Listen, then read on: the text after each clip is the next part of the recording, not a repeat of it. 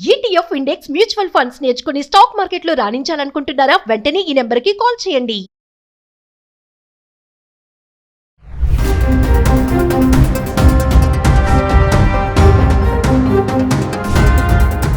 అందరికీ జై హింద్. డిసెంబర్ 3 నుంచి ఇండిగో క్రైసిస్ జరుగుతుంది, మనందరికీ తెలుసు. చాలా న్యూస్ ఛానల్స్ దీన్ని చాలా బాగా కవర్ చేశారు. కొందరు ఇండిగో ప్రాబ్లం అంటే కొందరు DGCA తప్పు ఉంది అంటున్నారు, కొందరు క్యాపిటలిస్ట్ ఇలాగే బిహేవ్ చేస్తారు అని అంటున్నారు.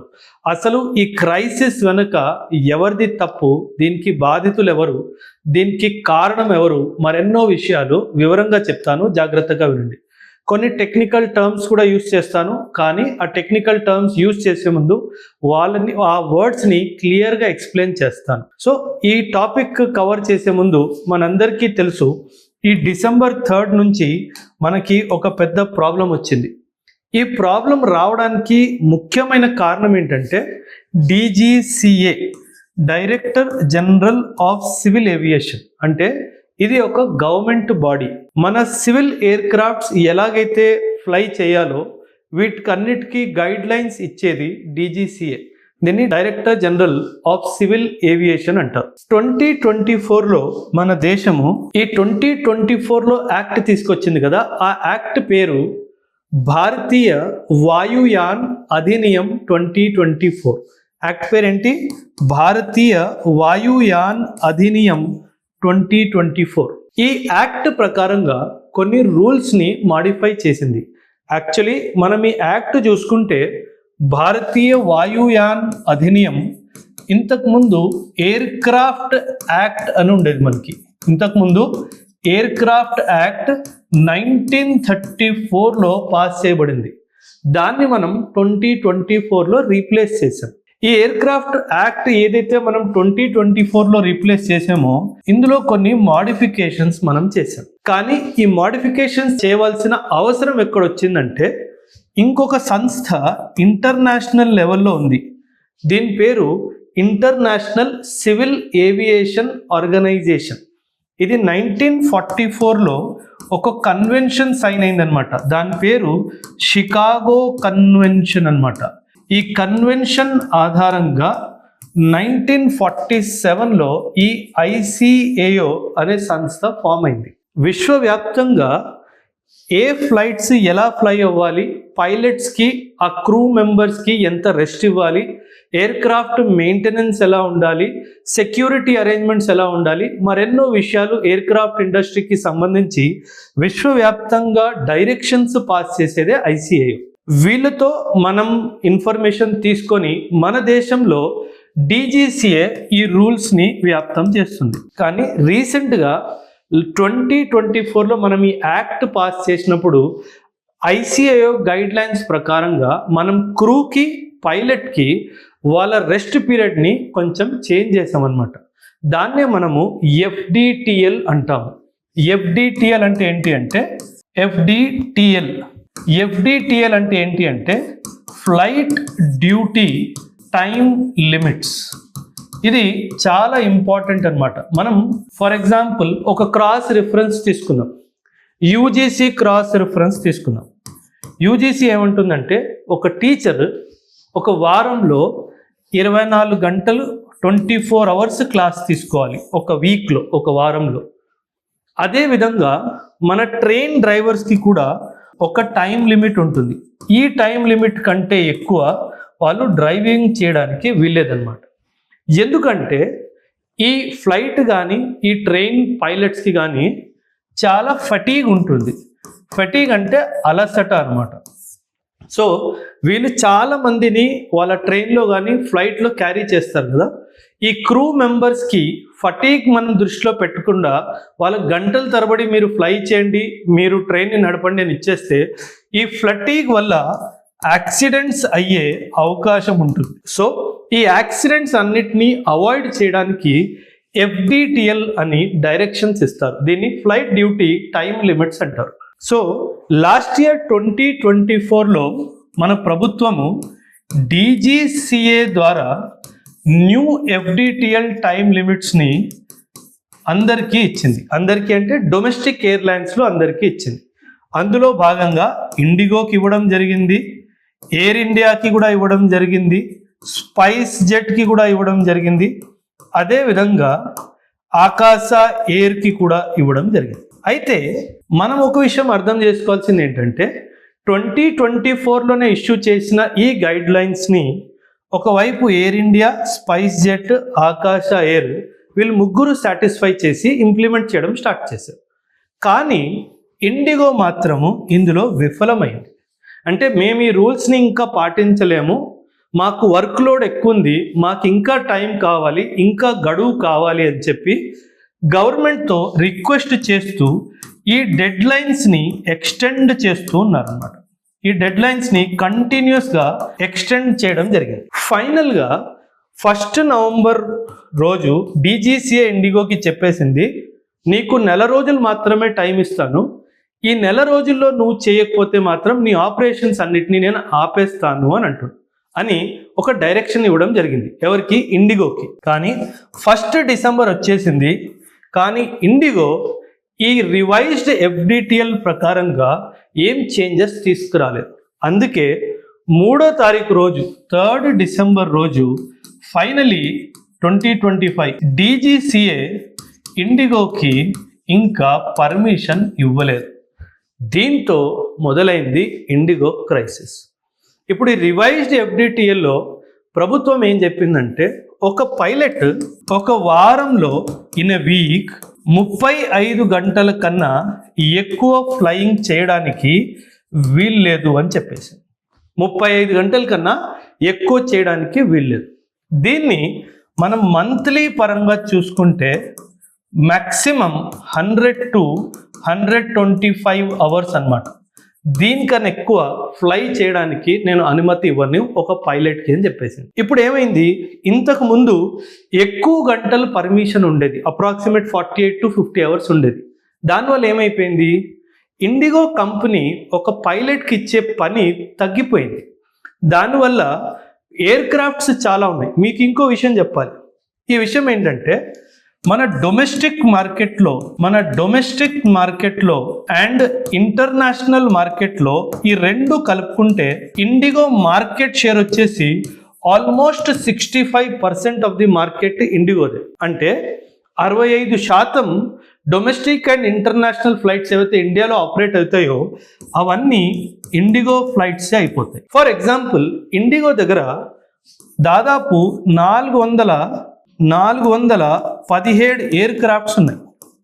అండ్ ఈ 417 ఎయిర్ క్రాఫ్ట్స్ కోసం ఎన్ఎక్స్ అమౌంట్ ఆఫ్ పైలట్స్ ఉన్నారు. వీళ్ళకు ఈ రివైజ్డ్ ఎఫ్డిటిఎల్ నార్మ్స్ ని ఫాలో అవ్వాలి అంటే వీళ్ళకు పైలట్స్ కావాలి. ఈ పైలట్స్ ఎక్కువగా కావాలి, ఎందుకంటే రెస్ట్ టైమ్ ఇంక్రీజ్ అయిపోయింది.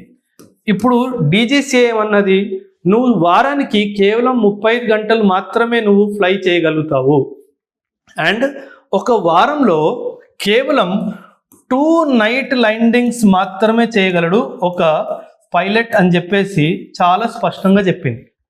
దీని ప్రకారంగా ఈ 417 ఎయిర్ క్రాఫ్ట్లు ఇండిగోవి నడవాలి అంటే ఖచ్చితంగా పైలట్స్ రిక్వైర్మెంట్ పెరిగిపోతుంది. ఇండిగో ఏమంటుంది, నేను ఈ 417 ఎయిర్ క్రాఫ్ట్ తోటి ఉన్న పైలట్స్ తోటి నేను ఇది చెయ్యలేను.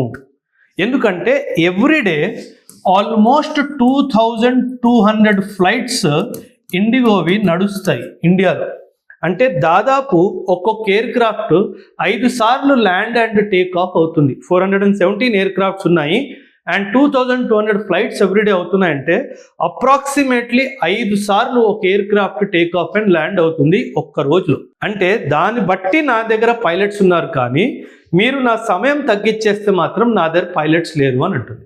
కానీ ఇండిగో చెప్పిన ఈ స్టేట్మెంట్ రాంగ్. ఎందుకంటే 2024లో నీకు డైరెక్షన్స్ పాస్ చేసినప్పుడు గత 18 నెలల నుంచి అసలు ఇండిగో ఏం చేస్తుంది, why IndiGo did not increase the pilots strength అన్నది ఒక చాలా పెద్ద ప్రశ్న.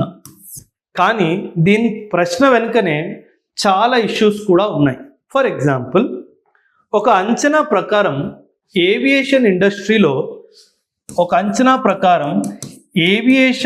ఇండస్ట్రీలో ది ప్రాఫిట్ మార్జిన్ మనం చూసుకుంటే గనక 11% to 17% ఉంటుంది. కానీ 11% to 17% కూడా ఇది earnings before interest, tax, rents అవన్నీ ఉంటాయి అన్నమాట.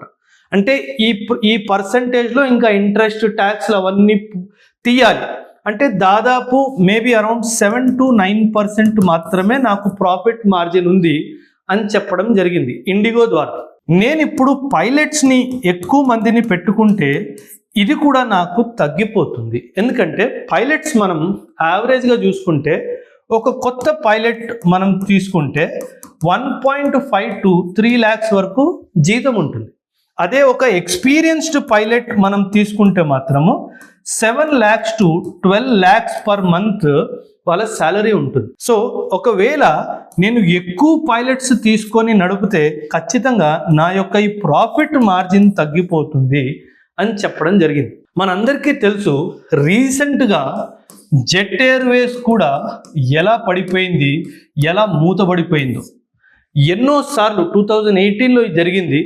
ఎన్నో అటెంప్ట్స్ చేశారు జెట్ ఎయిర్వేస్ని రివైవ్ చేయడానికి, కానీ రివైవ్ చేయలేకపోయారు. ఎందుకంటే ప్రాఫిట్ మార్జిన్ చాలా తక్కువ ఉంది కాబట్టి. నేను ఎక్కడ ఇండిగోని సపోర్ట్ చేయట్లేదు, నేను మీకు రియల్ ఫ్యాక్ట్స్ చూపిస్తున్నాను. సో ఒకవైపు ఇండిగో తన ప్రాఫిట్ మార్జిన్ని కంట్రోల్ చేసుకోవాలి అన్న ఉద్దేశంతోనే ఎఫ్డిటిఎల్ గైడ్ లైన్స్ని నెగ్లెక్ట్ చేశాడు అన్నది నా అభిప్రాయం. ఎందుకంటే నువ్వు నీ ప్రాఫిట్స్ని చూసుకున్నావు కానీ ప్రజలకు అయ్యే ఇబ్బందిని నువ్వు మైండ్లో పెట్టుకోలేదు.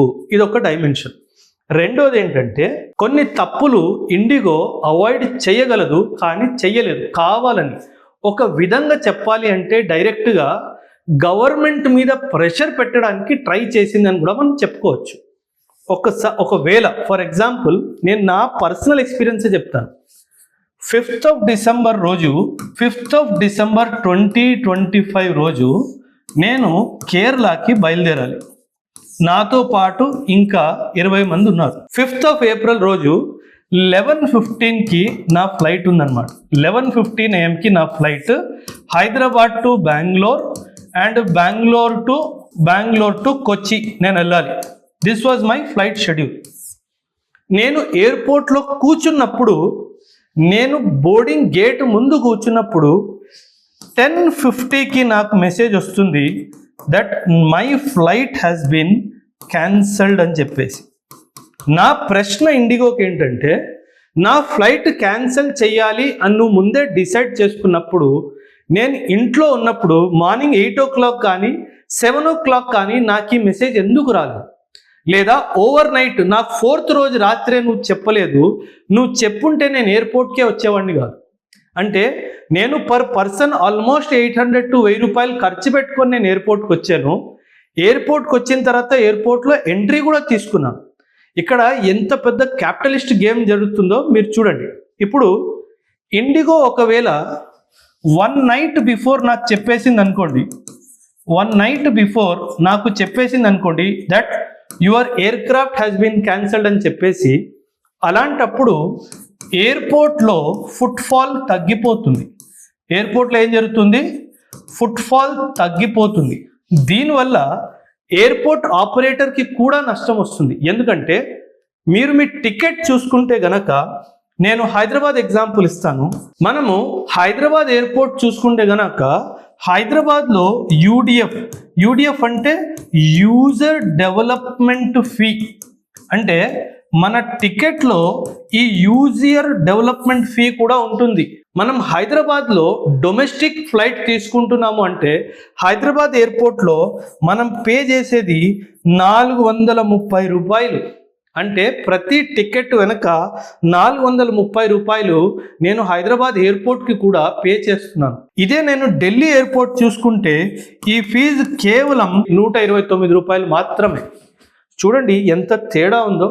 అంటే నాకు నువ్వు ముందే ఇంటిమేట్ చేస్తే నేను 1000 రూపాయలు ట్యాక్సీకి నాకు మిగిలేది. ఈ యూజర్ డెవలప్మెంట్ ఫీ నువ్వు ఏదైతే నువ్వు ఫ్లైట్ టికెట్ బుకింగ్ చేసినప్పుడు క్యాన్సిల్ చేసేవో అది నువ్వు ఎయిర్పోర్ట్ వాళ్ళకి ఇవ్వాల్సిన అవసరం లేదు. ఇంకో విషయము, నాకు ముందే చెప్పేస్తే ఎయిర్పోర్ట్లో ఫుట్ఫాల్ తగ్గిపోతే ఎయిర్పోర్ట్లో పెట్టిన షాప్స్ అన్నీ వీళ్ళు రెంట్లు పే చేయడం మానేస్తారు. అండ్ ఇంకో విషయం ఏంటంటే, ఫ్లైట్ క్యాన్సలేషన్ మెసేజ్ నువ్వు నాకు ముందే ఇస్తే నేను హోటల్ బుకింగ్ చేసుకున్నది కానీ నాకు ఇన్సూరెన్స్ ద్వారా ఆ డబ్బులన్నీ తిరిగి వస్తాయి. నువ్వు ఫ్లైట్ క్యాన్సలేషన్ మెసేజ్ పెట్టకపోతే ఆ ఏ డబ్బు తిరిగి రాదు. సో వీళ్ళందరూ కలిసి ఆడిన పన్నాగమేది. అంటే ఒక ట్రావెలర్కి ఏమైపోయినా సంబంధం లేదు, ఎటువైపు నా డబ్బు రూపాయి కూడా అటు ఇటు వెళ్ళొద్దు అన్న ఉద్దేశంతోనే ఇలాగా ఒక సిచ్యువేషన్ క్రియేట్ చేస్తే మన ప్రభుత్వం మీదనే ప్రెషర్ వస్తుంది. ఎందుకంటే జనాలు at the end of the day ప్రభుత్వాన్నే తిడతారు. కాబట్టి నేను ప్రభుత్వం మీద ప్రెషర్ క్రియేట్ చేసి నేను ఇది చేసుకుంటాను అని చెప్పి ఒక ధీమాతోనే ఉన్నాడు. కాబట్టి ఇండిగో వాడు ఆడిన పన్నాగం ఇది. అండ్ ఎక్కడో ప్రభుత్వం ఈ ప్రెషర్కి లొంగిపోయి దీన్ని ఫిబ్రవరి 10th వరకు ఎక్స్టెండ్ చేయడం కూడా జరిగింది. అంటే ఎక్కడో ఇక్కడ ఇండిగో వాడే గెలిచేశాడు. నాలాంటి వాళ్ళు చాలామంది మేము ఇబ్బంది పడ్డాము కొచ్చి వెళ్ళడానికి. వెంటనే ఎయిర్పోర్ట్ నుంచి మేము బయటకు వచ్చేసిన తర్వాత బస్సు బుక్ చేసుకొని కోచికి వెళ్ళడం జరిగింది. అండ్ ఆ బస్సు వాడికి మేము 1,80,000 పే చేసాం. మాకు ఎంతో కొంత స్తోమత ఉంది కాబట్టి 21 మంది కలిసి 1,80,000 పేమెంట్ చేసాము. స్తోమత లేని వాళ్ళ పరిస్థితి ఏంటి? ముందే ఎందుకు డీజీసీఏ అందరికీ డైరెక్టివ్ ఎందుకు ఇష్యూ చేయలేదు? నేను December 1st రోజు ఇండిగో వాడికి ఫ్లైట్ విమానాలు టేక్ ఆఫ్ చేయనివ్వను, ఎవరైతే ప్లాన్ చేసుకుంటున్నారో ట్రావెల్ మీ ప్లాన్ డ్యూరేషన్ని కానీ డెస్టినేషన్ని కానీ మీరు వెళ్ళే విధానం కానీ ముందు నుంచే మార్చుకోండి అని చెప్పి డీజీసీఏ కూడా చెప్పాల్సింది. ఒకవైపు డీజీసీఏ చెప్పలేదు. ఎటువంటి ఫోర్ వార్నింగ్ ఇండిగో వాడు కూడా ఇవ్వకుండా మనం అందరం చూసాము ఎన్ని ఎయిర్పోర్ట్స్లో ఎన్ని తమాషాలు జరిగాయి. వీటన్నిటికీ కారణము కేవలం ఇండిగో వాడి ఒక హెడ్ స్ట్రాంగ్ బిహేవియర్, మూర్ఖత్వం వల్లనే ఇదంతా జరిగింది అన్నది నా అభిప్రాయం. ఒకవేళ డీజీసీఏ నామ్స్ చేంజ్ చేయాలి అంటే ఖచ్చితంగా డెడ్ లైన్ ఇచ్చిన తర్వాత ఎవరైతే డెడ్ లైన్ని ఫాలో అవ్వట్లేదో వాళ్ళ కంపెనీని పబ్లికలీ డిఫేమ్ చేయండి. అప్పుడే వాళ్ళ షేర్ వాల్యూ పడుతుంది, అప్పుడే వాళ్ళకి బుద్ధి వస్తుంది. మీరు దాన్ని దాచిపెట్టి చివరాఖరు మూమెంట్ వరకు ప్రయాణం చేసే సామాన్య ప్రజలకు ఇబ్బంది కలిగిస్తే రేపు ఖచ్చితంగా మన ఇండియా పరువు ఏమవుతుంది? సో ఇవన్నీ విషయాలు చూస్తే కాకపోతే చాలా చక్కగా ఇండిగో వాడు ఒక పని చేశాడు. నాకు ఇది చూడంగానే ఒళ్ళుమండిపోయి. అంటే మనం ఎప్పుడు చెప్తాం బ్రిటిషర్ వాడు వెళ్ళిపోయాడు కానీ ఈ పదాన్ని వదిలేసి వెళ్ళిపోయాడు అని చెప్పేసి, వీఆర్ సారీ అని చెప్పేసి. నువ్వు సారీ చెప్పేస్తే అయిపోతుందా? Is this sorry sufficient? ఎంతో మంది వాళ్ళ ఎగ్జామ్స్ కోసం అని చెప్పి ట్రావెలింగ్ చేశారు, ఎంతో మంది రిలీజియస్ పిల్గ్రిమేజ్ కోసం ట్రావెల్ చేస్తున్నారు, ఎంతో మంది వాళ్ళ పెళ్ళిళ్ళ కోసం ట్రావెల్ చేశారు, ఎంతో మంది వాళ్ళ బంధువులు చనిపోయారనే విషయం ట్రావెల్ చేశారు. ఇవన్నీ నువ్వు పట్టించుకోకుండా కేవలం నీ ప్రాఫిట్ని దృష్టిలో పెట్టుకొని నెక్స్ట్ డే వచ్చేసి వీఆర్ సారీ అని చెప్పేస్తే అయిపోతుందా? అంటే ఎందుకు ఇంత క్యాపిటలిస్టిక్ మైండ్ సెట్ వచ్చేసింది మీలో? మన రాజ్యాంగం ఏమంటుంది? We want to establish A welfare state అంటున్నారు. వెల్ఫేర్ స్టేట్ అన్నప్పుడు ఎందుకు క్యాపిటలిస్ట్ని ఇంత ఓపెన్గా సపోర్ట్ చేయడం జరుగుతుంది? ఒక సామాన్య ప్రజలకు ఇబ్బంది కలిగించినా సరే. సో ఇదంతా మనం ఖచ్చితంగా ఇక్కడ ఇండిగో వాడు తప్పు పట్టాల్సిందే. అంటే వీళ్ళు వాళ్ళ ప్రాఫిట్స్ కోసము మనకి ఎంత ఇబ్బంది వచ్చినా పట్టించుకోలేరు. ఈ అంశంపై ఇది నా అభిప్రాయం. ఖచ్చితంగా మీ అభిప్రాయాలు కూడా కామెంట్స్లో తెలియజేయండి. థ్యాంక్ యూ అండ్ జై.